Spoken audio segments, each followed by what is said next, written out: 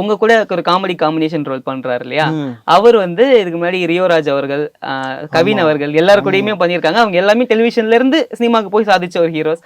அவர் கூட நீங்க மறுபடியும் ஒரு ரோல் பண்றப்போ எப்படி இருந்துச்சு? அவர் ஏதாவது ஷேர் பண்ணாரா? செட்லயே one of the very positive energy அவரு. ஓகே.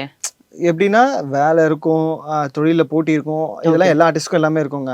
ஆனா என்கிட்ட இந்த ஒரு நான் வந்து அவரை வந்து ஒரு ஃபேன் பாயா பார்த்தேன். நான் ஃபர்ஸ்ட் செட்டுக்கு போறேன். அந்த வீடு, அந்த ஒரு ஓட்டு வீடு மாதிரி இருக்க வீடு, செட்டுக்கு போறேன்.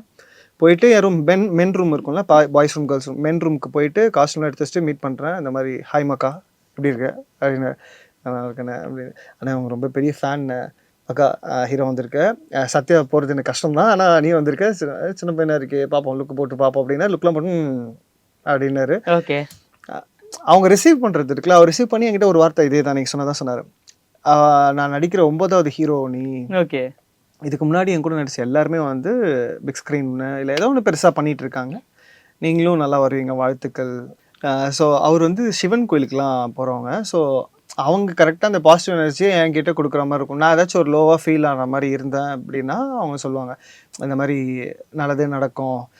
அது அவங்க ஃபேஸ் பண்ணியிருப்பாங்கல்ல, இப்போ எவ்வளோ எக்ஸ்பீரியன்ஸ்டு அவங்க. சரவண மீனாட்சி 1, 2 எல்லாம் பெரிய இப்போ பெரிய இருக்கிற ஸ்டார்ஸ் எல்லாரும் கூடமே நடிச்சிருக்காங்க காமெடி ரோலாக.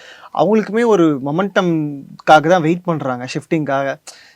ஸோ ஆப்வியஸ்லி அவங்களுமே சீக்கிரமாக செம்மையாக வந்துடுவாங்க. எனக்கு அவங்களுடைய காமெடி பர்சனலாகவே ரொம்ப பிடிக்கும். நான் பார்க்குறேன்ல, லைவாக நடிக்கும்போது பார்ப்பேன்.